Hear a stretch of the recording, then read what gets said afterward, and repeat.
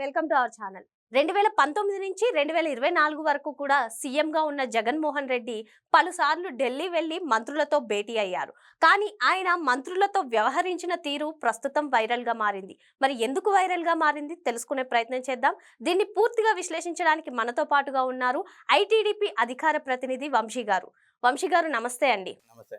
Sir చెప్పండి, 2019 నుంచి 2024 వరకు సీఎంగా పలుసార్లు ఆయన ఢిల్లీ వెళ్లి మంత్రులతో భేటీ అయిన సంగతి మనకు తెలిసిందే. మరి ప్రస్తుతం నారా లోకేష్ గారు కూడా ఢిల్లీ వెళ్లి మంత్రులతో భేటీ అయ్యారు. ప్రస్తుతం వీరిద్దరిని కంపేర్ చేస్తూ వీరు మంత్రులతో వ్యవహరించిన తీరు అయితే వైరల్ గా మారింది. దీనిపైన మీ అభిప్రాయం ఏంటి సార్? బేసిక్ గా తెలుగుదేశం పార్టీలో ఎప్పుడు సామాజిక పరంగా కూడా ప్రతి ఒక్కరికి విలువ ఇవ్వడం అనేది ఆనవాయితీ. మీరు గమనిస్తే లోపల ఉండే పరిస్థితుల్లో తెలుగుదేశం పార్టీలో అంతర్గత ప్రజాస్వామ్యం ఉంటుందని చెప్పి ప్రతి ఒక్కరు కూడా అభిప్రాయపడుతుంటారు. బయట వాళ్ళు కూడా అది ఎప్పుడూ చెబుతుండే విషయం. అందుకని మీరు ఎప్పుడైనా గమనించండి, ఎప్పుడైనా బాబు గారు కూర్చుంటే పక్కన ఖచ్చితంగా వాళ్ళ కులాన్ని బట్టి కాకుండా వాళ్ళ సామర్థ్యాన్ని బట్టి కూర్చునే పరిస్థితి ఉంటుంది.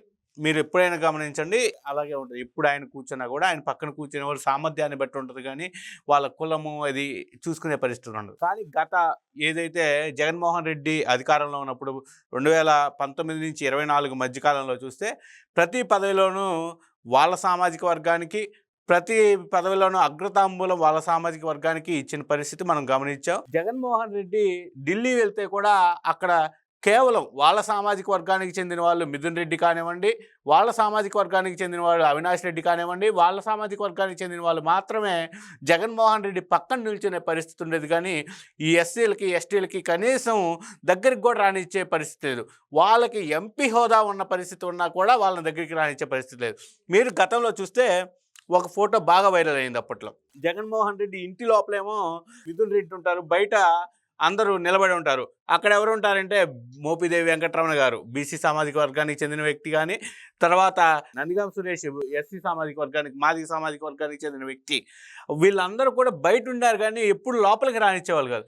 వీళ్ళందరినీ ఎంతసేపటికి టీడీపీ వారిని తిట్టడానికి, టీడీపీ వారి మీద అవాకులు చవాకులు పేలడానికి, వీళ్ళకి కులం కార్డు వాడుకొని దాని ద్వారా రాజకీయానికి ఉపయోగపడేదాన్ని వాడేవారు తప్పితే ఎప్పుడు కూడా వీళ్ళకి సరైన గౌరవం ప్రాధాన్యత ఇచ్చిన పరిస్థితి మనం ఎప్పుడు చూడలేదు.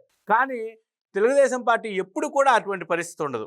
మీరు గమనిస్తే గతం నుంచి బీసీలకు ప్రాధాన్యత ఇస్తున్న ఈరోజు మనకి కేంద్రంలో ఒకే ఒక్క కేంద్ర మంత్రి పదవి బీసీ కులానికి చెందిన రామ్మోహన్ నాయుడు గారిని ఇచ్చి ఈరోజు గౌరవించుకున్న పరిస్థితి.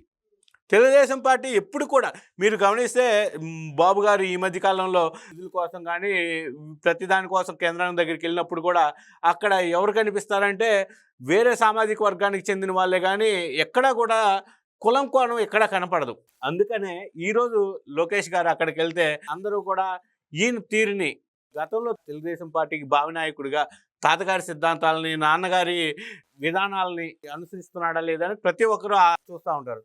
ఆయన అదే పద్ధతిలో ఓన్లీ సమర్థతకే ప్రాధాన్యత ఇవ్వడం అనేది ఇప్పుడు నేషనల్ టీవీ ఛానల్ కానీ అందరూ కూడా చూసి ఆశ్చర్యపడిపోతున్నాయి. ఒకసారి లోకేష్ లాంటి వ్యక్తి వస్తే అక్కడ ఉన్న జనం కానీ వాళ్ళందరినీ చూసి లోకేష్కి ఉన్న ఆయన వాగ్దాడితోటి ఈరోజు ఢిల్లీ నుంచి ఆయన ఖచ్చితంగా రాష్ట్రానికి మేలు చేకూర్చేదానికి పోయాడు. గతంలో లాగా జగన్మోహన్ రెడ్డి తన బెయిల్లు, జైళ్ళు, వీటన్నిటి వ్యవహారాలు మాట్లాడుకోవడానికి, బాబాయ్ కోడికత్తి డ్రామాలు, బాబాయ్ హత్య కేసు ఇలాంటివి మాట్లాడుకోవడానికి వెళ్ళేవాడు తప్పితే ఏ రోజు కూడా రాష్ట్ర ప్రజల యొక్క శ్రేయస్సు కోసం ఏదైనా చేయాలి వాళ్ళకి అని వెళ్ళిన పరిస్థితి లేదు.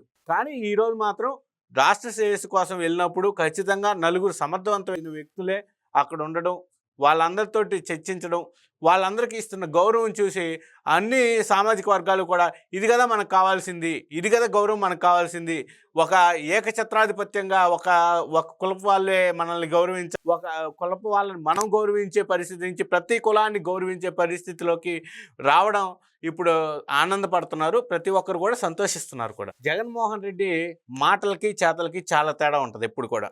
నా ఎస్సీలు అంటే డాక్టర్ సుధాకర్ గారి లాంటి ఎస్సీ కులానికి చెందిన వ్యక్తిని నడి రోడ్డు మీద పిచ్చివాడిగా ముద్రేయించి తీసిచ్చి అతను పిచ్చోడిగా హింసించి నా ఎస్సీల. ఇంకా అమర్నాథ్ గౌడ్ లాంటి వ్యక్తిని బీసీ వాళ్ళ అక్కని ఏడిపిస్తున్నానంటే వీళ్ళ అనుచరుల చేత చంపించడం ఇది నా బీసీలా? నా ఎస్టీలు అంటే నువ్వు ఎక్కడ నా ఎస్టీలు ఎక్కడ గిరిజన ప్రాంతాల్లో చూసినా కూడా బాక్సైట్ల దవ్వకం కోసం వాళ్ళని ఇబ్బందులు పెట్టి వాళ్ళ గిరిజనుల ఆవాసాలను కూల్చేయించిన నీ ప్రభుత్వం నా ఎస్టీలను ఒప్పుకోవాలా? ఏ విధంగా అంటే జగన్మోహన్ రెడ్డి ఎక్కడా కూడా సామాజిక వర్గాల పరంగా కానివ్వండి ఎక్కడా కూడా న్యాయం చేసిన పరిస్థితి లేదు కాబట్టి అతనికి కేవలం 11 సీట్లు వచ్చే పరిస్థితి చివరి ఎన్నికల్లో మనం చూసాం. కాబట్టి జగన్మోహన్ రెడ్డిని రాబోయే కాలంలో కూడా ఎవరు కూడా ఈ కల్లాకపటమైన మాటలు నమ్మే పరిస్థితి కూడా లేదని ఖచ్చితంగా చెప్పొచ్చు. మరి వైసీపీ ఎప్పుడు కూడా ఒకే సామాజిక వర్గానికి ప్రాధాన్యత ఇచ్చిందని, కానీ టీడీపీలో అలా కాదు, సామాజిక వర్గాన్ని చూసి కాదు సామర్థ్యతను చూసి వారికి వెసులుబాటు కల్పిస్తారని చెప్పి సార్ చెప్తున్నారు. Thank you sir. Thank you.